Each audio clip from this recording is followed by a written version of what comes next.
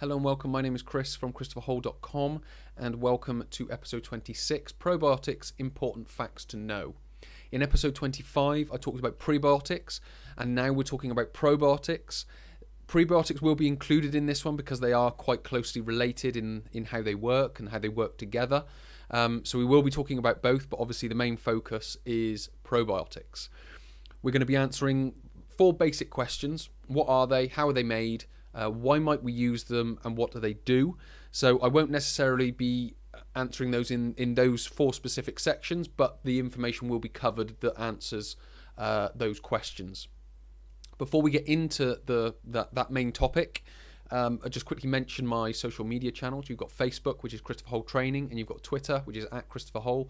So please do come along there, like and follow. It'd be great to have you there, answer any questions that you may have. Alternatively, please come to the website, ChristopherHole.com/workshops. Go onto that page. I have 2 hyperlinks, and it will send you through to the workshop pages where you can find out a little bit more about the workshops that I run. And if you want to attend, obviously, I can meet you face to face and answer your questions there and then as well. So, coming back to today's topic, probiotics, important facts to know. First of all, what are they? Well, as I mentioned in the prebiotics episode, the probiotics are the bacteria that feed on the prebiotics. So the prebiotics are fibrous foods, or certain fibrous foods. These foods obviously go through your mouth, esophagus, stomach, small intestines, and it's at the small intestines where they move into the bloodstream and then into general circulation. Now, for any undigested food, it then goes through into the large intestine, and this is where the probiotics live. So these beneficial bacteria, so they live in your large intestine. Now, we want the fibrous food to be going in there, i.e.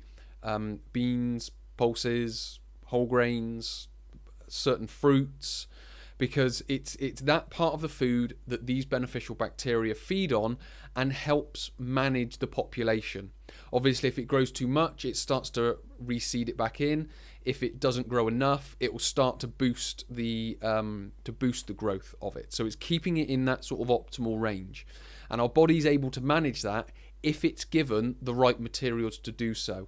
So if we're eating the right foods, it will manage that population and manage that environment. If we're not giving it the right foods, then let's just say unbeneficial bacteria will start to grow and it will start to take hold, and I'll talk a bit more about that in a second. But they're made by fermentation. So or obviously what fermentation is, it's the sort of the beginning of the rotting period. But what we don't want is that food to be fermenting and staying in the gut. We want it to be fermenting and moving through, because what happens then is the good bacteria are able to grow in their proper environment and numbers, and it doesn't give a chance for the bad bacteria to grow, because if there's undigested foods that aren't breaking down properly, this is when the problems start to happen. So that sort of begs the question, why might we use them? Well, generally it's for congestion and constipation. Now, congestion and constipation lead on to various other symptoms and various other conditions and illnesses and so on and so forth. So if we go sort of back to the start of that chain of events, if you will, it will tend to come down to congestion and constipation. Yes, there are other things, but as a general rule, it's congestion and constipation. Now, what they're doing with that is, if you are congested and constipated, it basically means your large intestine isn't moving the food through effectively. So the food isn't breaking down and it isn't being digested well enough.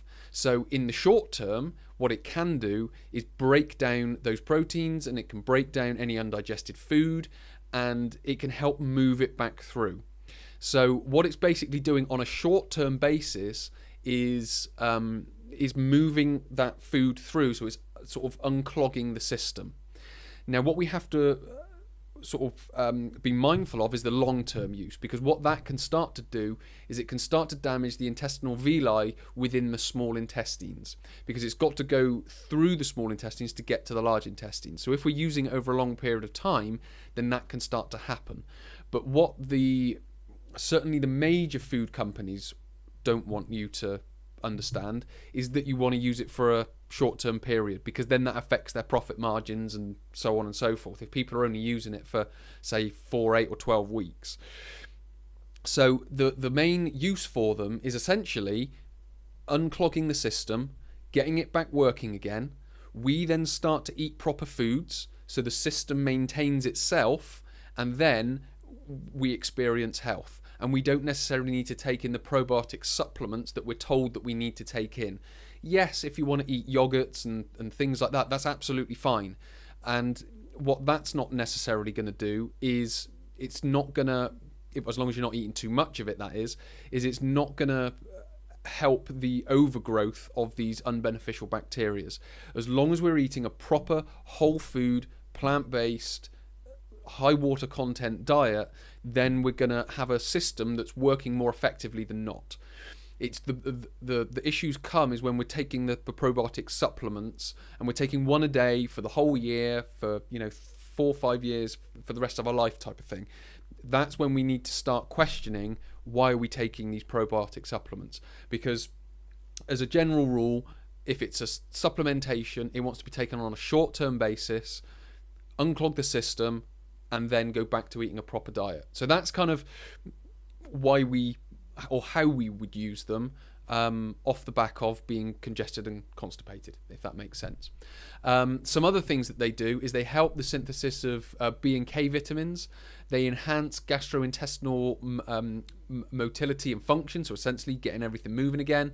Digestion and nutrient absorption. The large intestine does absorb a lot of water and some minerals and very small amounts of nutrients, but it can help that.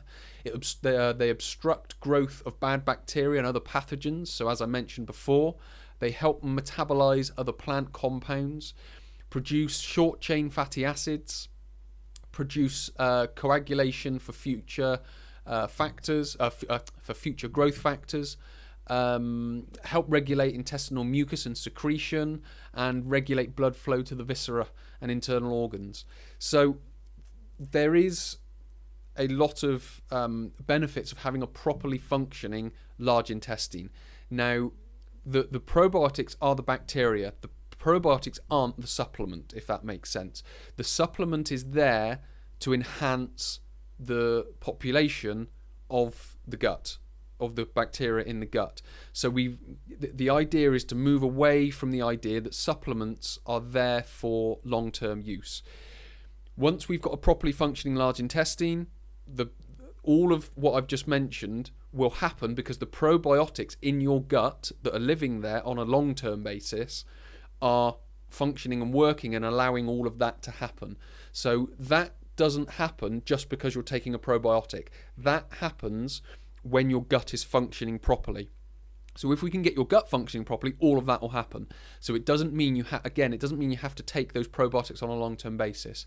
So hopefully I've repeated myself enough and the message has possibly got through that a properly functioning gut is what we want, not probiotic supplements. So as long as we can get that gut working, we'll be all good. So hopefully that's given some clarity to what the media are saying and what food companies want you to do, and hopefully you can make a better decision on what you are doing and what you do in the future. And that's kind of what all of this is about. So you've got prebiotics in episode 25, you've got probiotics in episode 26, the one we've just gone through. So if you want to listen to them again, by all means do so, and then start obviously acting accordingly. So hopefully that's been of help.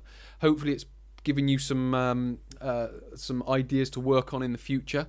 So thank you for listening. My name is Chris from ChristopherHole.com. Speak to you in the next episode.